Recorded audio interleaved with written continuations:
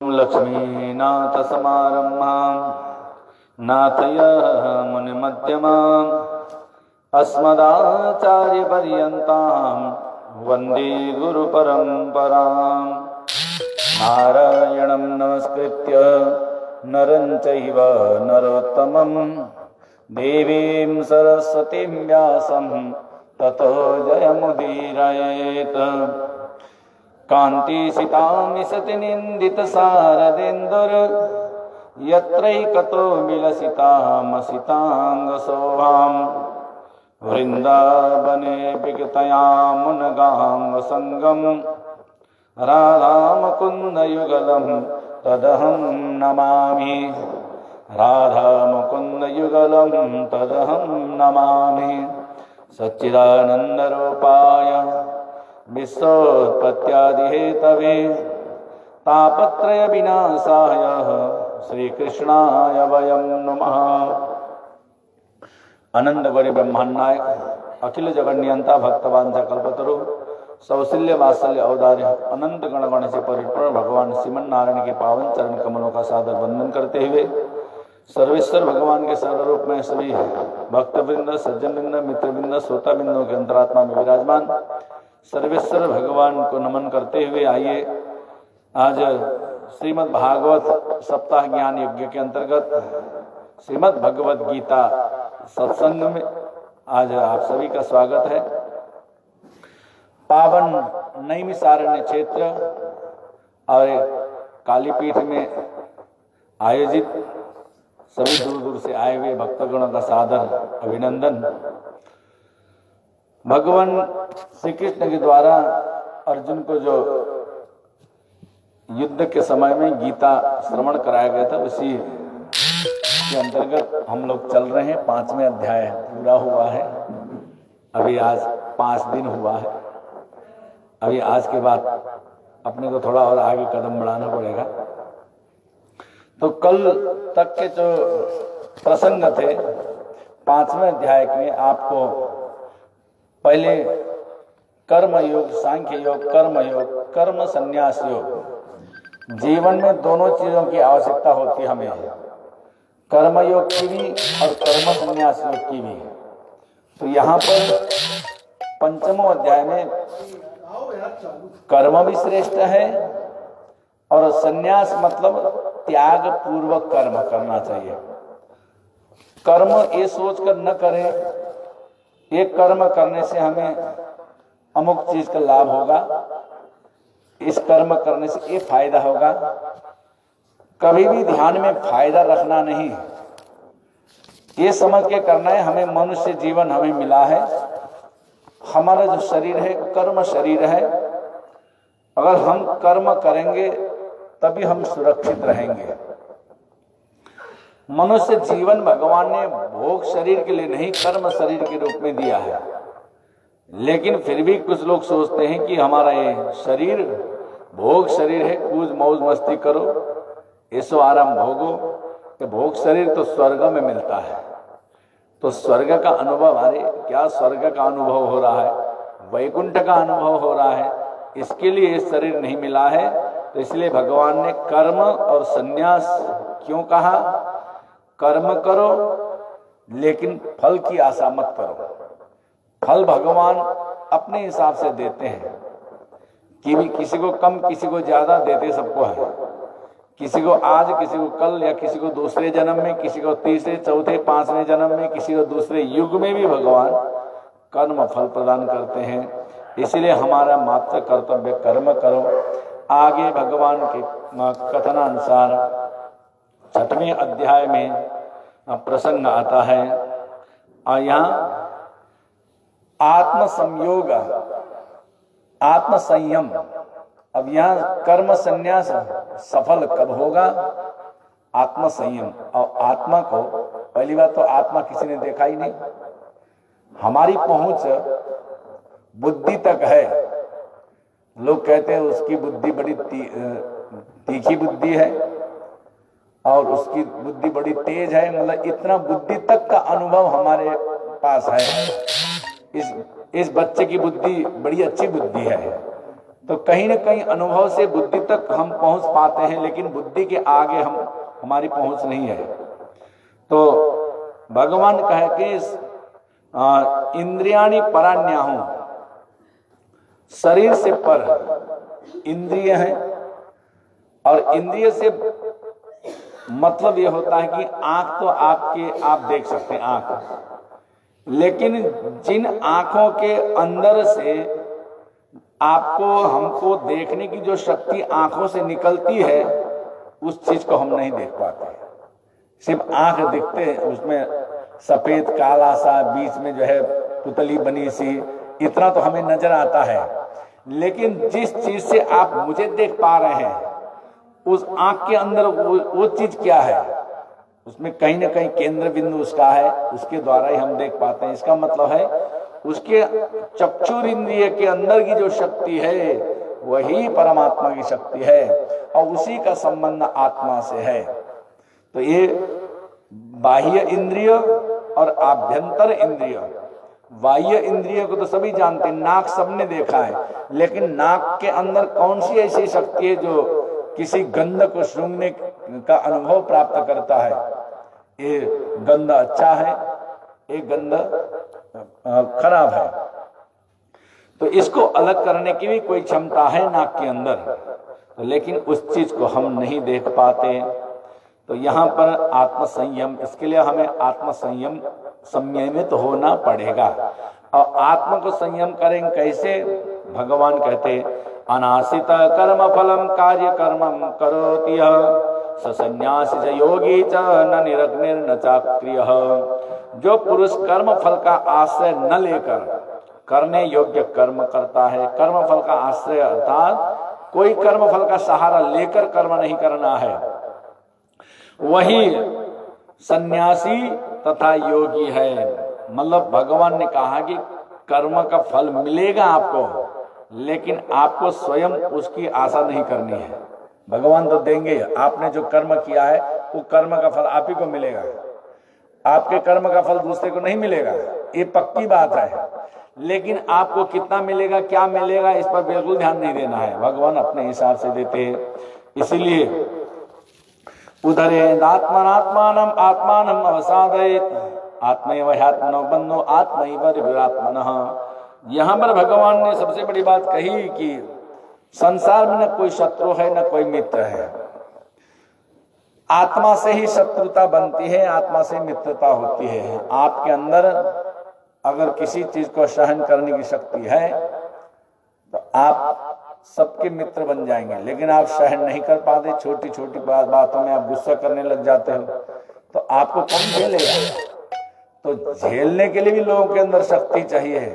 कोई शांत प्रिय व्यक्ति है, उसको झेलने के लिए कोई भी तैयार है, लेकिन कोई खड़ूस है तो उसके जो है कोई अगर बना है ठरकी सिंह, तो उसको कौन झेलेगा? छोटी छोटी बातों में गुस्सा करता है। इसलिए उदरेद आत्मनात्मानम। अगर दूसरी बात भगवान यहाँ कहते हैं, हम दूसरे को सुधारने में लगे हैं।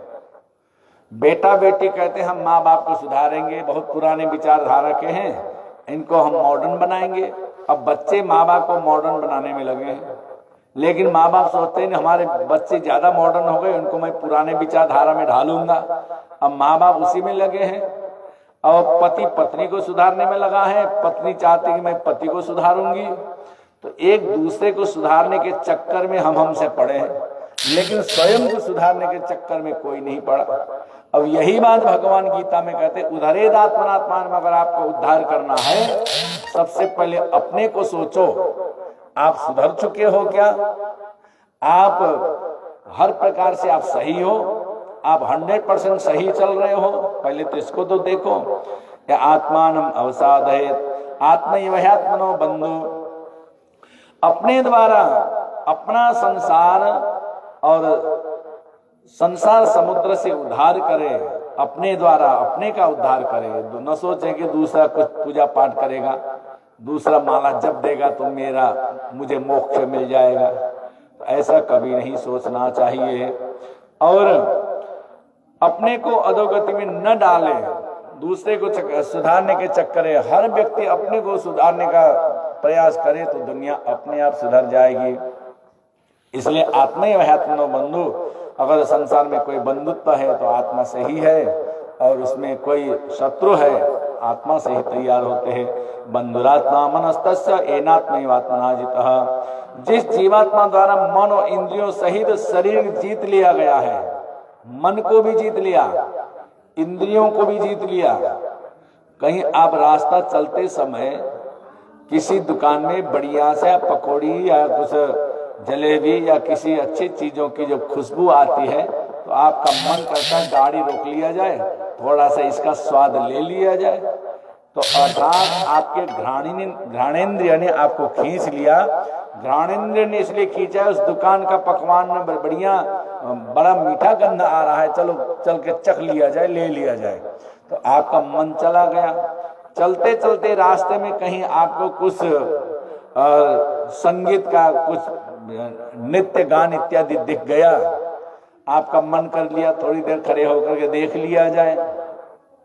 या चलते चलते कहीं आपको बढ़िया सुंदर दृश्य दिखाई पड़ा, आप गाड़ी रोक करके उसको देखने लग जाते हैं। तो इसका मतलब आप कहीं ना कहीं इंद्रिय के वशीभूत हैं। तो इंद्रिय जिस तरफ आपको खींचती हैं उसी तरफ आप खींच जाते हैं। इसलिए अनात्मना तो शत्रुत्वे वर्ते तात्मेव शत्रुवतः। इसलिए आप स्वयं ही मित्र हो अपने, अब आप स्वयं ही अपने शत्रु हो। और जिसके द्वारा मन तथा इंद्रियों सहित शरीर नहीं जीता गया, मन नहीं जीत पाते हैं, इंद्रिय को नहीं जीत पाते हैं, शरीर को नहीं जीत पाते हैं, उसके लिए यह आप ही शत्रु के सदृश हो जाएंगे। अगर आपको अपने मन पर कंट्रोल नहीं, शरीर पर कंट्रोल नहीं, तो आप खुद ही अपने शत्रु हैं। आपको शत्रु बनाने की जरूरत नहीं। जितात्मना प्रशांतात्मा प्रशांतस्य परमात्मा समाहितः। शीतोष्ण सुख दुखेषु तथा मान अपमानयो। शीत उष्ण सुख और दुख ये पक्का है। गर्मी के सीजन में हम सूर्य से बड़ा डरते हैं। तो चैत वैशाख अर्थात मई जून के महीने में जब आप बाहर निकलते हो तो सिर में कुछ न कुछ या छतरी लगाएंगे या तो कुछ न कुछ, यूपी में तो पगड़ी वगड़ी डाल लेते सिर में, गमछा वमछा लपेट लेते हैं। तो सूर्य से आप अपने को बचाते हो, लेकिन वही आप जनवरी फरवरी नहीं बचाओगे। शीत उष्ण सुख दुखदा, तो शीत और उष्ण से हमें सुख दुख मिलता रहता है। कभी वही गर्मी मई जून के महीने में आपको दुख देता है, वही सूर्य माघ के महीने में, पूष के महीने में आपको सुख भी देता है। तो ये वातावरण का अंतर है। लेकिन न तो सूर्य कभी आपको सुख देता है न तो सूर्य दुख देता है। सूर्य अपनी जगह पर सही है, बस वातावरण के कारण हमें सुख दुख का अनुभव होता है। और शीतोष्ण सुख दुखेषु तथा मान अपमानयो। मान अपमान को एक समझना चाहिए। अगर कोई सम्मान करे तो समझ लो कि हमको जहर का कटोरा दे रहा है, कोई अपमान करे तो समझ लेना चाहिए कि हमें अमृत का कटोरा दे रहा है। तो यहाँ पर सम्मान को जहर की तरह समझो और अपमान को अमृत की तरह समझो। सम्मान को लोग अमृत समझते हैं। तो यहाँ पर भगवान कहते मान अपमान को एक लिमिट तक समझो। बहुत ज्यादा अपमान करने पर भी इतना बिगड़ो मत, बहुत ज्यादा सम्मान करने पर भी इतना फूलो मत। तुम अपने हाव भाव को सही बना के रखो। जितात्मा न प्रशांत तस्य। सर्दी गर्मी सुख दुखादि में तथा मान और अपमान में जिसके अंतःकरण की वृत्तियां भली भांति शांत है, ऐसे भयभीत आत्मभाव के पुरुष के ज्ञान में सच्चिदानंद भगवान स्थित रहते हैं। जिन्होंने सर्दी गर्मी को सहन कर लिया है। लोग गर्मी सहन नहीं कर पाते। अब यहाँ संतों के लिए क्या कहा गया है? गर्मी के सीजन में पंचाग्नि में तपस्या करो। 4 दिशाओं में मिट्टी के पात्र में 4 दिशाओं में अग्नि जलाओ और एक अग्नि सिर के ऊपर रखो और बैठ करके समाधि लगाओ। क्योंकि तकलीफ में ही भगवान याद आते हैं और सुख में भगवान के सन्निकट रहना हो।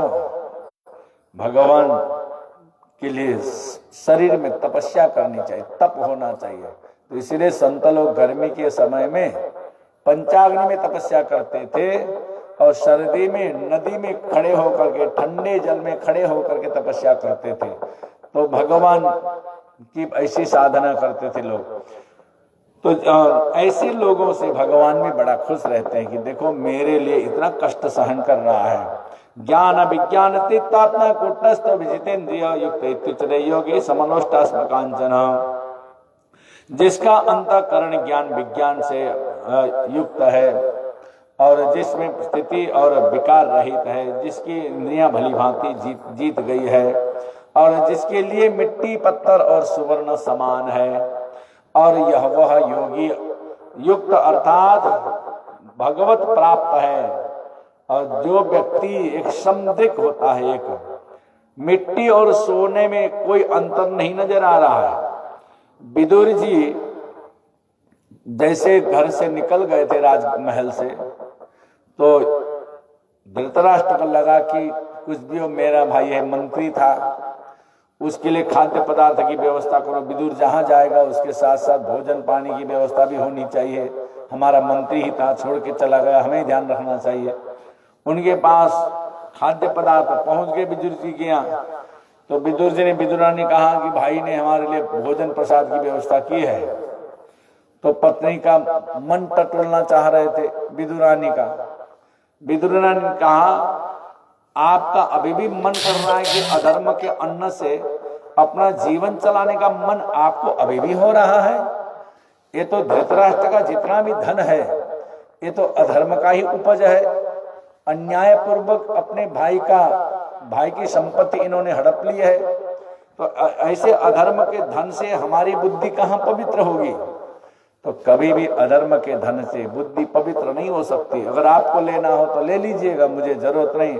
विदुर जी तो अपनी पत्नी के भाव को जानना चाहते थे, क्या कहती है, तो समझ गए हमसे भी 4 कदम आगे है हमारी पत्नी है। तो अधर्म के अन्न को, अधर्म के खाद्य पदार्थ को ग्रहण नहीं करना चाहती है, तो उन्होंने लौटा दिया। हम सूखे पत्ते खा लेंगे, रूखा सूखा खा लेंगे, लेकिन आपके राजमहल का कोई भी धन धान्य हमें नहीं चाहिए। उन्होंने लौटा दिया, क्योंकि गलत चीजों के सेवन से भी हमारी मति बिगड़ जाती है। दीपक अंधकार को खाता है और धुआं पैदा करता है, और जैसा खाता है वैसा ही पैदा भी करता है। जैसा खावे अन्न वैसा होवे मन। इसलिए सुरिन मित्रा युदासीन मध्यस्थ दृश्य बंधु सुहृद, न किसी से बहुत ज्यादा दोस्ती रखिए, न किसी से दुश्मनी रखिए। साधु सपि सपापेसु समबुद्धि व्यवस्थित, समबुद्धि ये बराबर समभाव होना चाहिए, सबके प्रति एक भाव हमें रखना चाहिए। योगी युंजित सतत आत्मानं रहस्य स्थितः एकाकी यदचित्तात्मा निराशीर परिग्रह। यहाँ पर एकाकी कहा गया है। आप अधिकतर अकेले में प्रयास करो। 10 आदमी रहेंगे तो 10 प्रकार की बुद्धि आपको देंगे। अगर आप भिखारी हैं तो भिखारी को कोई बुद्धि देने वाला नहीं मिलता है। लेकिन आपके पास धन दौलत बहुत है ना, बहुत पैसा है आपके पास, उसका सदुपयोग करने के लिए, रास्ता बताने के लिए हजारों आपको मिल जाएंगे। पैसे वालों के पास, जिनका नाम है, पैसा है और उनकी यश कीर्ति है, उनको हजारों प्रकार के मार्गदर्शक मिल जाते हैं। लेकिन बेचारा उस भिखारी को कोई मार्गदर्शक नहीं मिलता। मैं गरीब हूं, मैं अमीर बन जाता। उसको तो बड़ी मुश्किल से गड्डी में से 10 रुपए ढूंढते हैं, 10 रुपए नहीं मिला तो 1 रुपया देने का प्रयास करेंगे, लेकिन मार्गदर्शन कोई नहीं देता। इसका मतलब होता है गरीबों का कोई सहायक नहीं, मात्र एक परमात्मा ही सहायक है। इसलिए आत्मा नम्र एकाकी यद चित्तात्मा, अगर साधकों को भी एकाकी रहना चाहिए। एकस तपो दिराध्याय तिविर गानम चतुष्पथ, अकेले तप होता है, अकेले अध्ययन करने के लिए 2 चाहिए। एकस तपो दिराध्याय त्रिविर गानम, संगीत गान के लिए 3 चाहिए। 3 आदमी हो तो कम से कम गान वादन में ठीक रहता है। चतुष्पथ, यात्रा चलने के लिए कम से कम 4 लोग से अधिक होना चाहिए।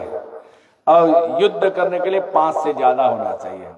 तो इसीलिए यहाँ पर एक तपो, अगर साधना करनी है, तपस्या करना है, तो आपको अकेले ही रहने का प्रयास करना चाहिए। और यत चेत भगवान की शरणागति ही हम प्राप्त करें। सुचोदय से प्रतिष्ठा बस स्थिरमासनमात्मना। इतना सब करने के बाद पहले मन को सुधारिए, इंद्रियों को सुधारिए, चटोरापन मत लाइए मन में। और कोई स्वाद के चक्कर में लोग आजकल बहुत चटोरे बन गए हैं। उनके जो है घर की चाय पसंद नहीं है, 5 स्टार होटल की चाय ज्यादा पसंद है, घर का खाद्य पदार्थ कम पसंद है, होटल वाला ज्यादा पसंद हो गया। इतने चटोरे हो गए हैं कि वो बाहर ही बाहर उनको दिखता है। तो भगवान कहते हैं अर्जुन से, सुचोदय से प्रतिष्ठाप्य स्थिरमासनमात्मना नातु चित्तम नाति नीचम चैला जिन कुशोत्तरम। सबसे पहले अपने मन को एकाग्र करें, इंद्रियों को कहीं इधर उधर भागने न दें, बुद्धि को अपने बस में करें, आत्मवान हो जाएं। उसके बाद शुद्ध भूमि में पवित्र धरती में आसन लगाना चाहिए। पवित्र धरती किसे कहा गया? जहां पर कृष्ण मृग काले हिरण जिस भूमि में विचरते हैं, वो भूमि साधना करने के लिए सर्वोत्तम भूमि है। काले हिरण जिस भूमि में विचरण करते हो, वो भूमि यज्ञ यागादि तीर्थ या साधना के लिए सर्वोत्तम है। तो यहाँ पर सुचोदय से ऐसे पवित्र स्थान में अपना निवास करें। प्रतिष्ठाप्य, जिसके ऊपर क्रमशः कुश का आसन, मृगछाला और या ऊनी का वस्त्र इत्यादि आसन होना चाहिए। या तो ऊन का आसन या तो मृग चर्म। आजकल मृग चर्म लेंगे तो कानून का हथकड़ी लग जाएगी कानून की। तुम जो है पशु कल्याण विभाग के द्वारा नोटिस पहुंच जाएगी। तो आजकल मृग चर्म में बैठने के लिए निषिद्ध हो गया। हम लोग यज्ञोपवीत कराते हैं, तो यज्ञोपवीत में विधान है कि शाही का कांटा चाहिए और यज्ञोपवीत बालक के लिए मृग चर्म भी धारण करना चाहिए।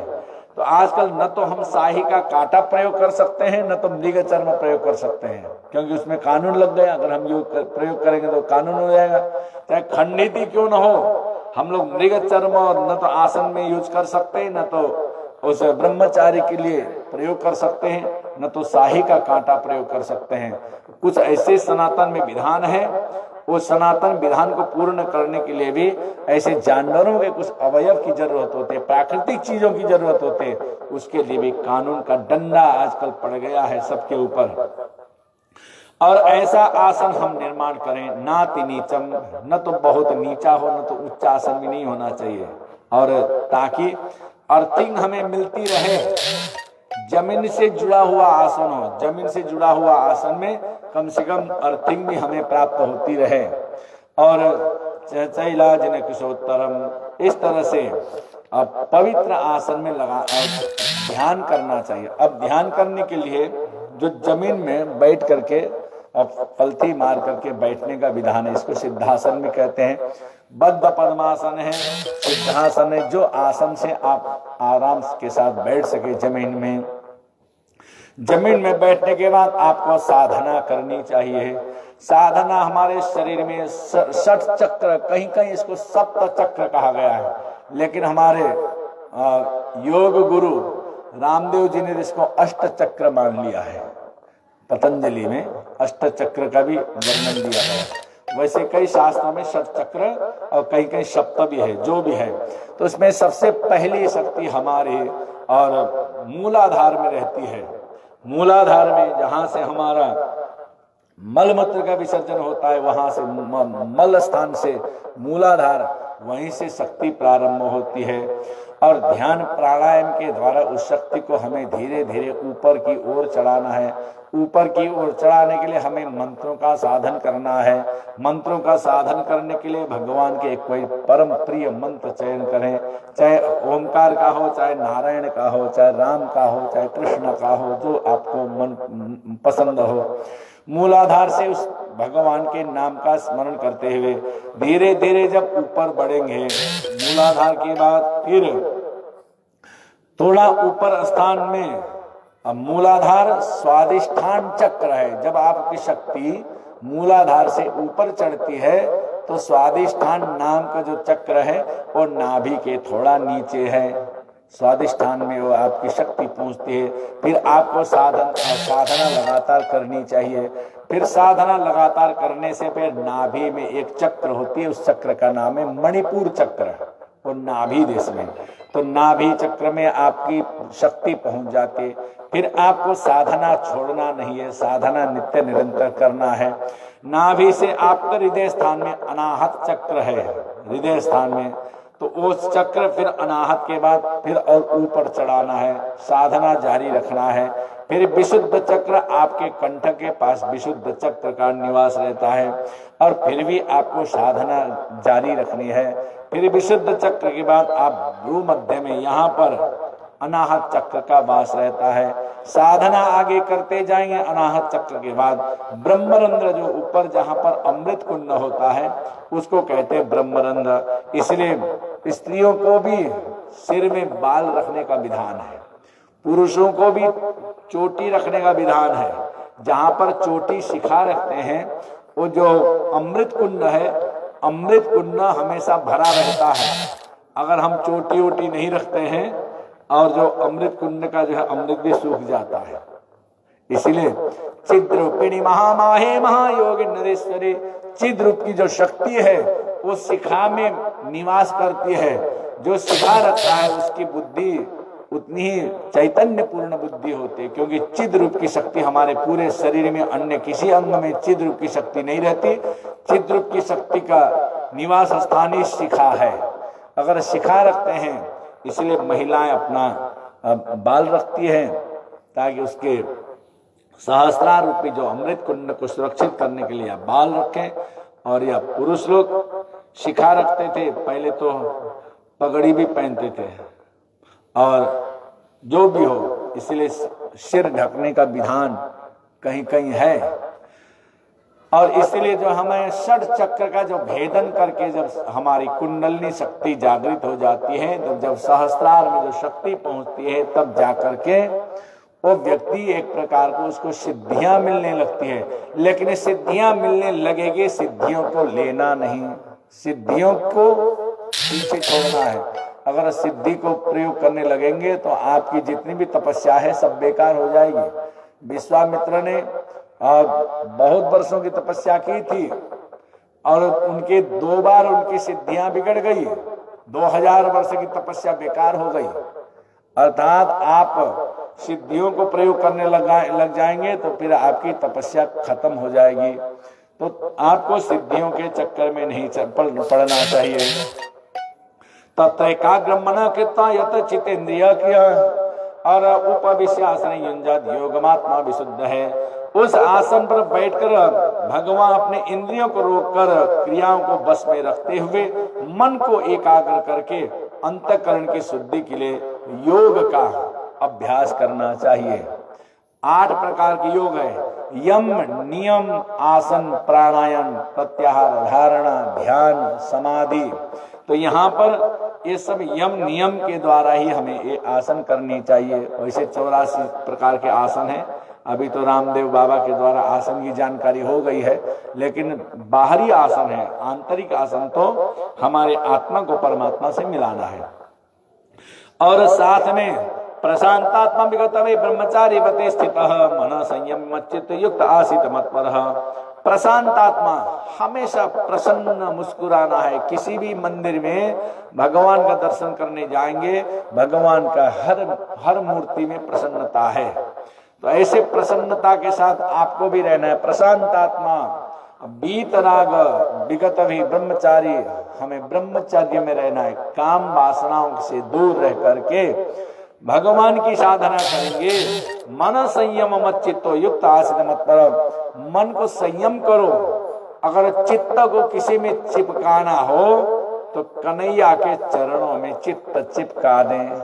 अगर मन है चित्त जो हमेशा भटकता रहता है, उसको कन्हैया के साथ जोड़ दें। इस तरह से यदा दीप निवातस्तो निंगते संयमा सोममास्मिता। अब जब आप बाहरी वातावरण से शांत होकर, जैसे वायु के स्थान में जहां पर कमरे के अंदर दीपक जलाएंगे तो जहां पर हवा की झोंका, हवा के द्वारा वायु को कुछ खतरा नहीं है, ऐसे स्थान में दीपक प्रज्वलित रहता है। लेकिन जहां आंधी तूफान चले वहां दीपक प्रज्वलित नहीं रहता है। तो आंधी तूफान क्या है? ये मन की कामनाएं, नाना प्रकार की। अगर आप कामना भरी हो मन में, तो आपके मन में आंधी तूफान चालू है, तो कामनाओं के कारण व्यक्ति शांत होकर नहीं बैठ सकता। बहुत सी कामना है तो सुबह से शाम तक भागता रहेगा, ये भी चाहिए, वो भी चाहिए, इधर भी जाना है, उधर भी जाना है। क्यों? एक कामना को पूर्ति करने के लिए व्यक्ति ज्यादा ही भागता है, ज्यादा दौड़ धूप लगाता है। आपके मन में कोई कामना न हो तब वो शांत रहता है। कैसा शांत? बिना हवा का स्थान, जहाँ दीपक भी एकाग्र होकर के जलता है, उसी तरह से आपको साधना लगानी चाहिए। तो फिर युक्ताहार विहार से युक्त चेतस कर्मसो युक्त स्वप्न प्रबोधस्य योगो भवदुक्ता। भोजन कैसे करना चाहिए? यहाँ पर भगवान कहते युक्ताहार, जो उपयुक्त आहार हो, जिससे हम भगवान का भजन कर सकें। तो आहार शुद्ध हो तो सत्व शुद्धि। अगर आहार की शुद्धि है तो सत्व की शुद्धि रहेगी। अगर आहार में अशुद्धियां हैं तो आपका मन नहीं लगेगा। 4 वेद 18 पुराण का ज्ञाता हो, बहुत बड़ा विद्वान हो, भगवान के नाम के अलावा कुछ न जानता हो, अगर वह व्यक्ति दारू की एक बोतल पी ले तो भगवान का नाम गायब हो जाएगा और नाना प्रकार की भद्दी भद्दी गाली बकना शुरू करता है। और इतना घमंड होता है कि मैं ही संसार का राजा हूँ, अपने से बढ़कर किसी को मानता ही नहीं। क्यों? आहार का दोष है। ऐसा आहार नहीं करना चाहिए। इसलिए युक्त आहार करें। और वैसे तो कहागा भोजन कैसे करना चाहिए? प्रातःकाल बालकों को, बालक जैसा बच्चे थोड़ा खाते हैं, इसलिए प्रातःकाल के भोजन को बाल भोग कहते हैं। बाल भोग सुना है कि नहीं लोगों ने? बाल भोग, तो बाल भोग प्रातःकाल के जो नाश्ता को बाल भोग कहा गया है।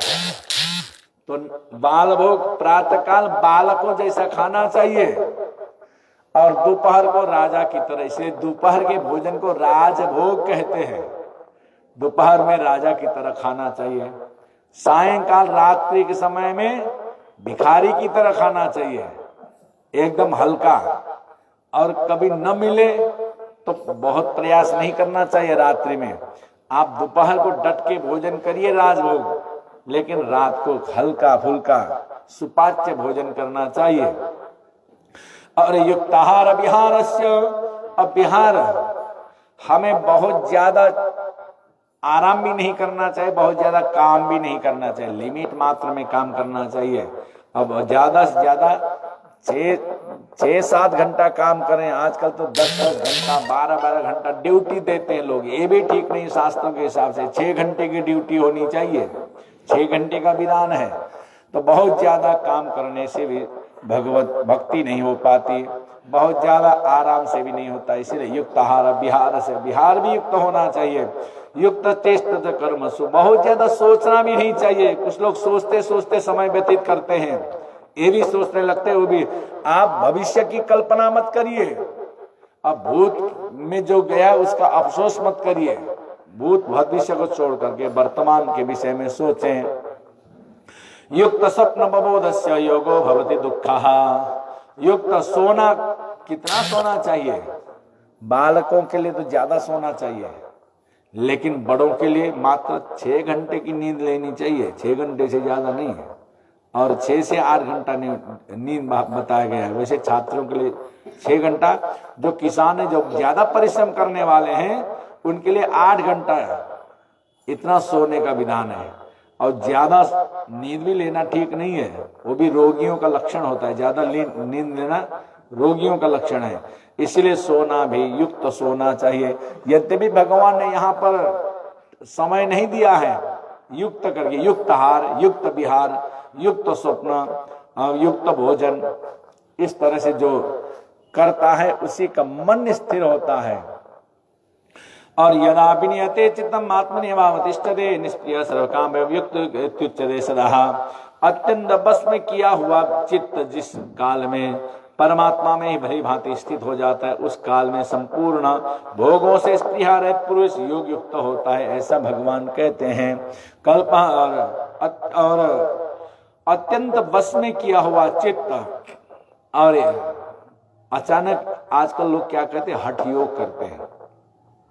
जीवन में कभी व्रत नहीं लिया, किसी ने कह दिया कि ये व्रत करोगे तो बहुत बड़ा लाभ होने वाला है, तो बहुत बड़ा लाभ समझ करके हठ योग पकड़ लेते हैं। कभी जीवन में व्रत तो किया नहीं, किसी के कहने पर आज बड़ा कठिन व्रत शुरू कर दिया। अगर आपको निर्जला व्रत ही करना है तो पहली बार निर्जला मत रहिए, पहले आप फलाहार से व्रत शुरू करिए, भोजन मत करिए, फलाहार करिए। हाँ, फलाहार भी बढ़िया से निभ रहा है। अब फलाहार छोड़ करके मात्र आप नींबू पानी पीकर व्रत करें, उतने से भी आपका चल जाएगा। फिर मात्र पानी पी करके व्रत करें, उसमें भी आपका निभ गया, तब निर्जला व्रत करें बिना पानी पिए। लेकिन यहाँ लोग तो निर्जला, बस सबसे पहले निर्जला ही शुरू कर देते हैं, और निर्जला शुरू करें तो बीमारी तो होना ही भाई, उनको अनुभव नहीं है। इसलिए धीरे धीरे अपनी साधना को आगे बढ़ाने के लिए धीरे धीरे ऐसे योग का आश्रय लेना चाहिए। और इसी प्रकार से यम लब्धाचा परम लाभम मन्यते नाधिकम तद यस्मितो न दुखेन गुरुणा पे विचाल्यते है। परमात्मा के प्राप्त जिस लाभ को प्राप्त होकर उसमें अधिक, उससे अधिक दूसरा कुछ भी नहीं है। अगर सबसे बड़ा लाभ है भगवत प्राप्ति, भगवत प्राप्ति से बढ़कर सबसे बड़ा फल संसार में कोई भी नहीं है।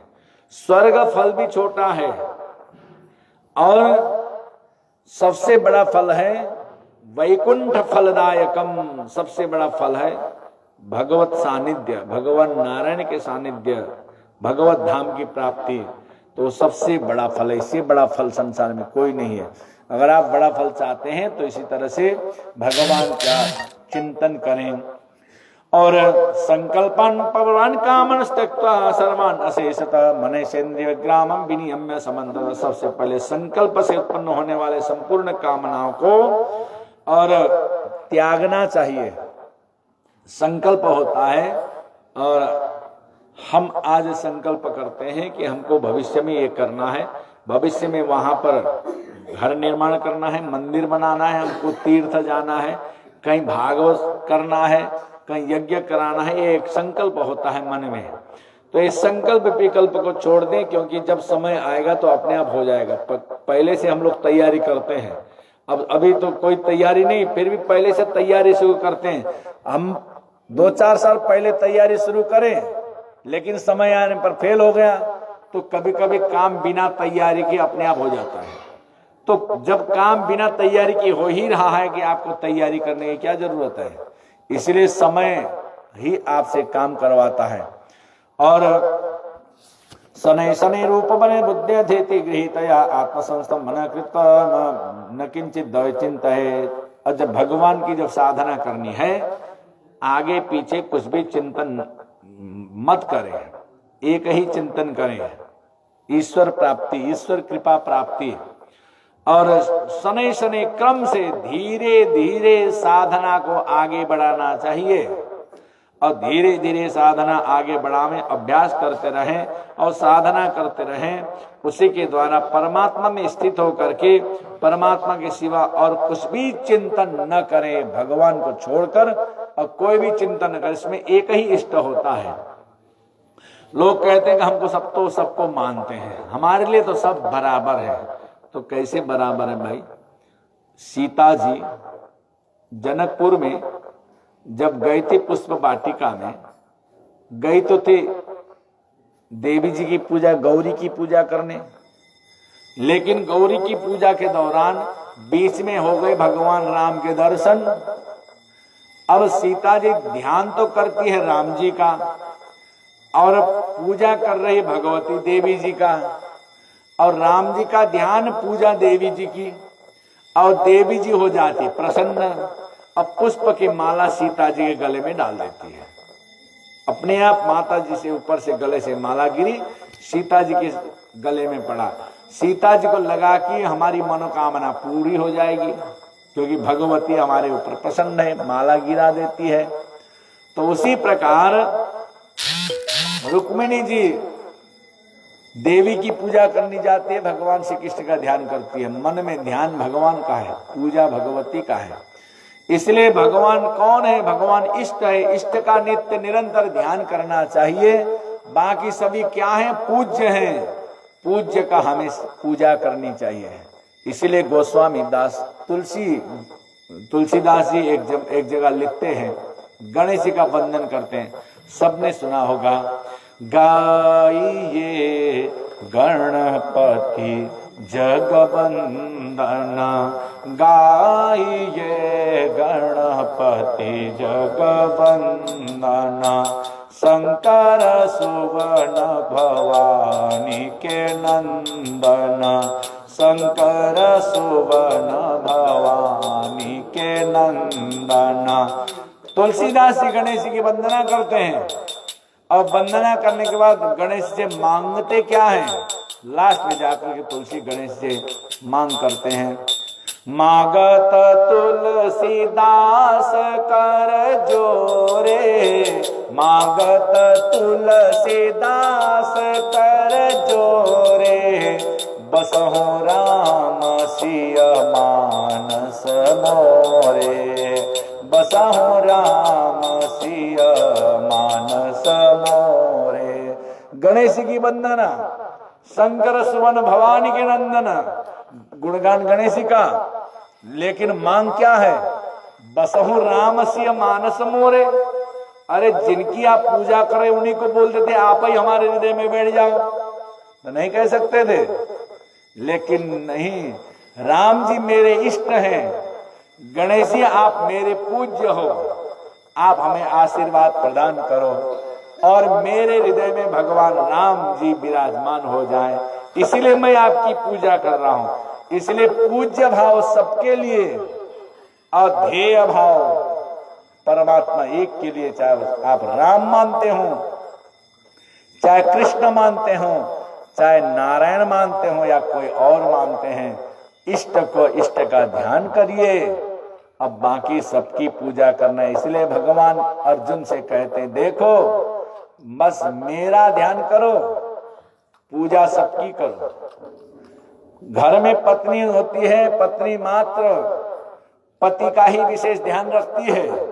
इसका मतलब ये नहीं कि सास ससुर का अपमान करें, देवर का अपमान करें, जेठ का अपमान करें या अड़ोसी पड़ोसी का अपमान करें, ये अधिकार नहीं उनको। सबको अपने परिवार की तरह समझें, लेकिन ध्यान विशेष पति का ही करना चाहिए। इसी प्रकार व्यक्ति को भी परमात्मा ही जगतपति है, उन्हें जगतपति का ध्यान करना चाहिए। और इस प्रकार से जो भगवान की भक्ति करता है, यो यो याम यो यो पश्य सर्वत्र सर्वं च मयि पश्यति, तस्याहं प्रणश्यामि स च मे न प्रणश्यति।